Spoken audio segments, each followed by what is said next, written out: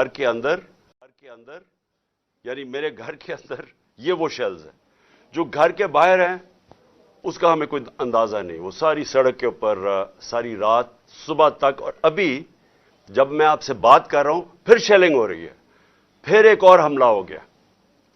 تو میں اپنی قوم کے سامنے ایک سوال رکھنا چاہتا ہوں کہ یہ کون سا میں نے اتنا بڑا جرم کیا تھا کہ میرے گھر کے اوپر حملہ، کبھی کسی پولیٹیکل لیڈر کے گھر کے اوپر اس طرح شیلنگ نہیں ہوئی.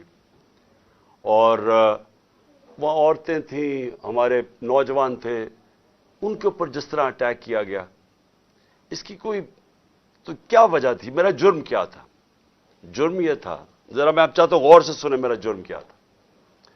ایک کیس لگا ہوتا ہے توشہ خانہ کا، جو توشہ خانہ کا کیس میرے اوپر ایک الزام لگایا گیا، اور شکر ہے اللہ کا کہ وہ الحق ہے، وہ توشہ خانہ کا سب کے سامنے اب ریکارڈ آ گیا.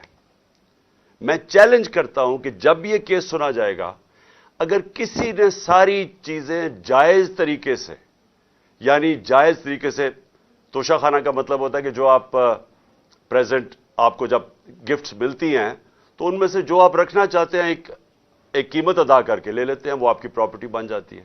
یہ توشہ خانہ ہے، اور یہ 70 سال سے یہی ہے. اور یہ جو کہتے ہیں کہ وہ اچھا جی وہ آپ کو کوئی بڑا تحفہ ملا تھا، اسٹیٹ گفٹ، جو آپ چیز خریدتے نہیں ہے توشہ خانہ کی، وہ آکشن ہو جاتی ہیں، وہ کوئی عجائب گھر میں نہیں رکھی جاتی. تو میرے اوپر پورا انہوں نے میڈیا ٹرائل چلوایا، اسی کے اوپر کیس کر دیے.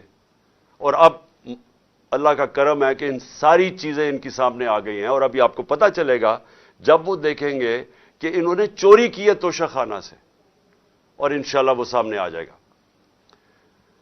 اب توشہ خانہ کا کیس لگا F8 کی کچہری میں. F8 کی کچہری میں 2 دفعہ بم دھماکے ہو چکے ہیں. وہ اس کو آپ کی جو سیکیورٹی ہے وہ پروٹیکٹ ہی نہیں کر سکتی. وہ جگہ ایسی ہے کہ وہاں وکیل بھی شہید ہوئے، وہاں ججز بھی شہید ہوئے، ادھر ہی جب 2 دفعہ دہشت گردی ہوئی. تو جب وہاں اس کو پروٹیکٹ کر ہی نہیں سکتے، اور خود انٹیریئر منسٹر کہہ رہا ہے کہ میری جان خطرے میں ہے، انٹیریئر منسٹری کہہ رہی ہے کہ میری جان کو خطرہ ہے. ایک میرے اوپر حملہ ہو چکا ہے. مجھے پتا ہے کہ جو لوگ آج بیٹھے ہوئے ہیں یہ اقتدار میں، جو شہباز شریف اور رانا ثناء اللہ، یہی انہوں نے ہی پہلا میرے اوپر کیا تھا، اور ایک اور ایجنسیز کے آدمی نے. اب وہی پاور میں بیٹھے ہیں، خطرہ ان سے ہے. تو میں ایک چیز مانگی کہ مجھے سیکیورٹی دیں ادھر جانے کے لیے، اور اگر سیکیورٹی نہیں دے سکتے تو میرا ادھر کر دیں کیس جدھر مجھے سیکیورٹی ملتی ہے. جب سے میری ٹانگ ٹھیک ہوئی ہے، میں 2 دفعہ ایک لاہور ہائی کورٹ گیا اور ایک اسلام آباد، کوئی سیکیورٹی نہیں تھی، کوئی پروٹیکشن نہیں تھی. اور پھر میں واضح کر دوں کہ یہ انپریسیڈنٹڈ ہے کہ ایک ایکس پرائم منسٹر کو قاتلانہ حملہ ہوتا ہے، اس کے بعد اس کو سیکیورٹی نہیں ملتی. اس کے لیے، اس وجہ سے ہم نے عدالت میں گئے ہوئے ہیں کہ ہمیں سیکیورٹی دو، اور اس جج نے میرے اوپر وارنٹ نکال دیا. اب یہ وارنٹ کیا ہے؟ جس کے لیے پولیس آئی ہوئی تھی. میں یہ ذرا سارا آپ کو سمجھانا چاہتا ہوں کہ یہ جو ساری ابھی بھی شیلنگ ہو رہی ہے، یہ پولیس کا اور کوئی کام نہیں ہے، پوری فوج کی فوج آئی ہوئی ہے، رینجرز آئے ہوئے ہیں کہ اس طرح کوئی دہشت گرد یا زمان پاک میں بیٹھا ہوا ہے. وارنٹ صرف یہ تھے کہ آپ کو پولیس عدالت میں پیش کرے، یہ ہے وارنٹ. جس عدالت میں میں اس لیے نہیں جا سکا کیونکہ سیکیورٹی کا ایشو تھا، عدالت نے پیش کرنا، یہ پولیس نے وہاں پیش کرنا تھا. رات کو جو پریزیڈنٹ ہیں لاہور ہائی کورٹ کے بار کے، اشتیاق خان، انہوں نے شورٹی دے دی. ان کو میں نے آتھرائز کر دیا، انہوں نے شورٹی دی کہ وہ جو میرا اپیرنس ہے ہائی کورٹ میں وہ گارنٹی کرتے ہیں. 18 کو انہوں نے شورٹی دے دی میں ہائی کورٹ میں پریزنٹ ہوں گا.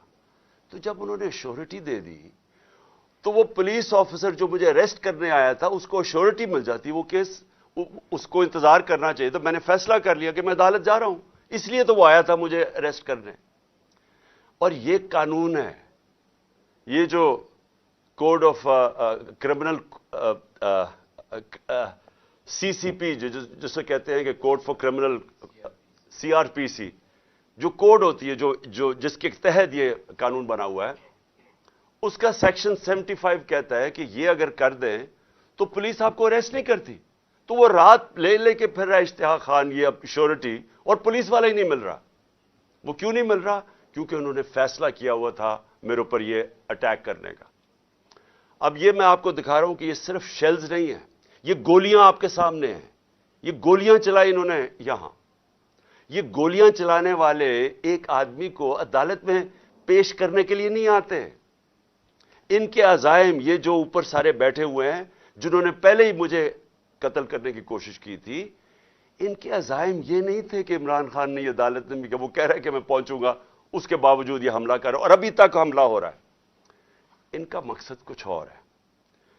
لندن کے اندر پلان بنا, وعدے کیے گئے نواز شریف سے.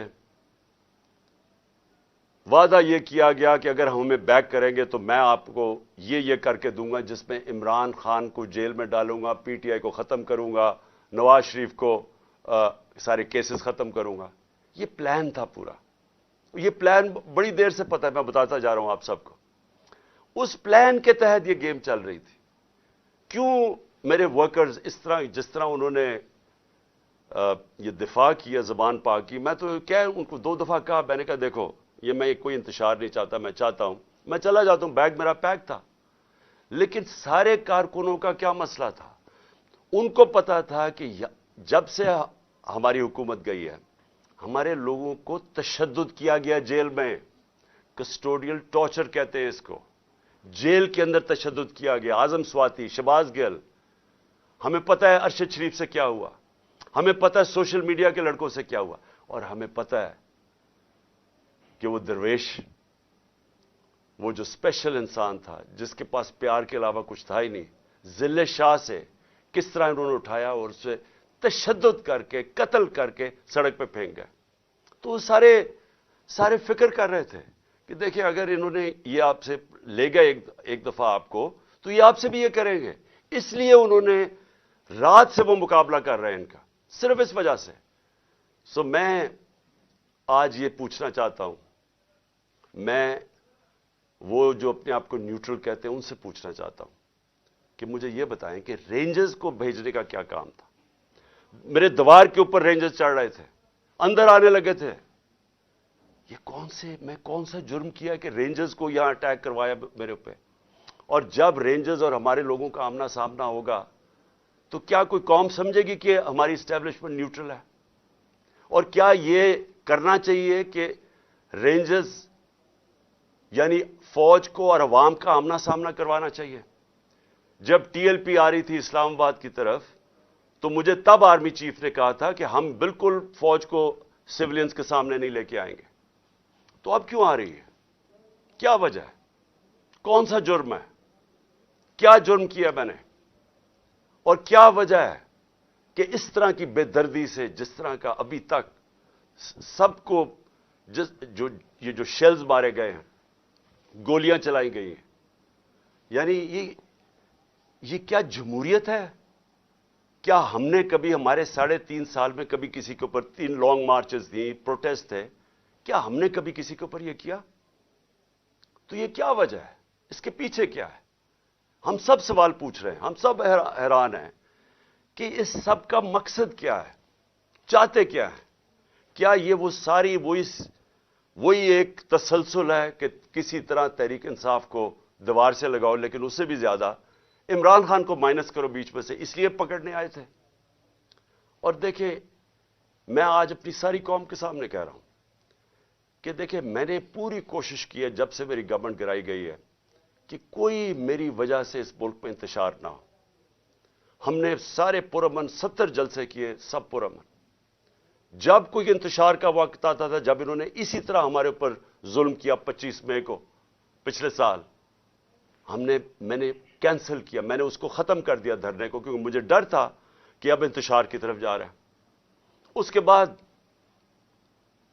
26 نومبر لاکھوں لوگ جمع تھے وہاں اس وقت پنڈی میں.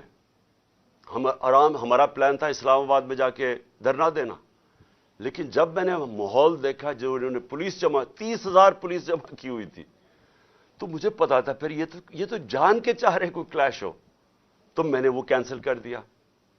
ہم نے 8 مارچ کو ایک پرمیشن لی ہوئی تھی، انہوں نے ہمیں شام کو پولیس نے پرمیشن دی تھی کہ اپنی الیکشن ریلی جو ہم نے اپنی 30 اپریل کی الیکشن کے لیے کرنی تھی، پرمیشن ملی ہوئی تھی، روٹ اپروو تھا. صبح لوگ آ رہے ہیں اور دیکھ رہے ہیں پولیس کھڑی ہوئی ہے اور پولیس کے جتھے کھڑے ہوئے ہیں اور لوگ ریلی کے لیے آ رہے ہیں، اور ایک دم پتہ چلتا ہے کہ دفعہ 144 لگا دی جاتی ہے. کس وجہ سے؟ الیکشن جب ڈیٹ اناؤنس ہو جائے، آپ الیکشن ریلی کے خلاف دفعہ 144 کیسے کر سکتے ہیں؟ وہ بھی کیئر ٹیکر گورنمنٹ. اور اس کے بعد شیلنگ شروع ہو جاتی ہے، جس طرح اب آتے ساتھ ہی شیلنگ، ڈرانا، دھمکانا، مارنا. اور اس میں ذل شاہ کا جس طرح قتل کیا گیا، تو اس کے بعد جب اگلے دن ہم نے وہ کیا، پھر سے انہوں نے جب بین کیا اور ان کا خیال تھا کہ ہم پھر سے ری ایکٹ کریں گے، میں نے پھر کینسل کیا کیونکہ مجھے پتا تھا ہمارے لوگوں کو غصہ تھا جو ذل شاہ سے، سب اسے پیار کرتے تھے. تو اس لیے ہم نے کینسل کی، ہم نے پوسٹ پون کی تاکہ کوئی انتشار نہ ہو. اب مجھے بتائیں، رات سے جب مجھے پتا چلا کہ اچھا یہ وارنٹ آ گئے ہیں تو چلیں میں شیورٹی دے دیتا ہوں، وہ بانڈ سائن کر دیتا ہوں میں اس کے ساتھ، اشتیاق خان کے ساتھ، پریزیڈنٹ لاہور بار ہائی کورٹ بار ایسوسی ایشن. تو پھر کیا چیز رہ گئی تھی؟ کیا وجہ ہے؟ ابھی تک حملے ہو رہے ہیں، عدالت کے اندر ہمارا کیس پڑا ہے، عدالت میں ہم گئے ہوئے ہیں اسلام آباد میں اور لاہور میں، اور ابھی تک یہ شیلنگ رینجرز نے پھر اٹیک کر دیے. اور مجھے ابھی بھی نہیں سمجھ آئی کہ میرے گھر کی دیواروں سے کود کے اندر آ رہے تھے. کیا کوئی کمانڈو ایکشن کرنا تھا کہ عمران خان کو پکڑ کے لے جانا تھا؟ یہ کیا مذاق کر رہے ہیں اس ملک کے ساتھ؟ اور میں آخر میں افسوس سے کہنا چاہتا ہوں کہ دیکھیں، یہ ملک کو ادھر آپ لے کے جا رہے ہیں، اور جو بھی اس وقت پاور میں بیٹھے ہیں، میں آپ کو یہ بتا دوں کہ ملک کو ادھر لے کے جا رہے ہیں کہ یہ میرے ہاتھ سے بھی چیز نکل جائے گی.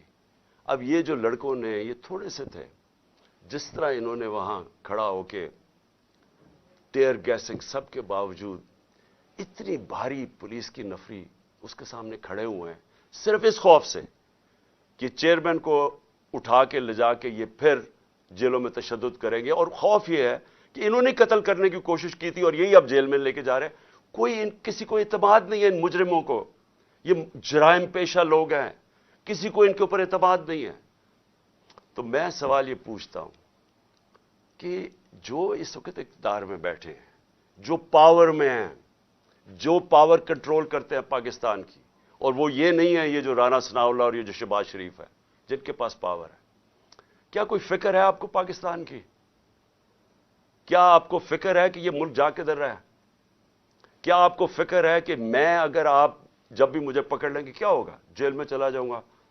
زندگی موت اللہ کے ہاتھ میں ہے، عزت ذلت اس کے ہاتھ میں ہے. کیا کر لیں گے آپ؟ اور زیادہ پارٹی طاقت میں آئے گی، لیکن اس کا جو نتیجے میں جو رد عمل آئے گا، وہ کیا فائدہ ہوگا پاکستان کو؟ کس کو نقصان ہوگا؟ جس ملک کی معیشت ابھی بیٹھ چکی ہے، بھی بیکاروں کی طرح پیسے مانگتے پھر رہے ہیں، ملک سکڑتا جا رہا ہے، مہنگائی آسمانوں پہ ہے. مہنگائی ایسی مہنگائی پاکستان کی تاریخ میں نہیں آئی. تنخواہ دار طبقہ پس گیا ہے.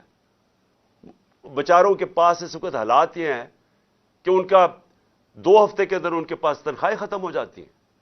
اس ماحول کے اندر انتشار پھیلانا، کیا یہ کوئی پاکستانی سوچ رکھے؟ یہ تو کوئی دشمن ایسے کرے ملک کے ساتھ تو یہ ہمارے ہاتھ سے گیم نکل جائے گی. یہ جو حرکتیں ہو رہی ہیں، یہ میری، اب یہ جو باہر لڑکے ہیں یہ میری نہیں سن رہے. جب ان کے اوپر یہ انتشار ہو رہا ہے اور یہ جو شیلنگ ہو رہی ہے، وہ میری نہیں اب بات سنتے. وہ اب میرا کوئی کنٹرول ان کے اوپر نہیں ہے.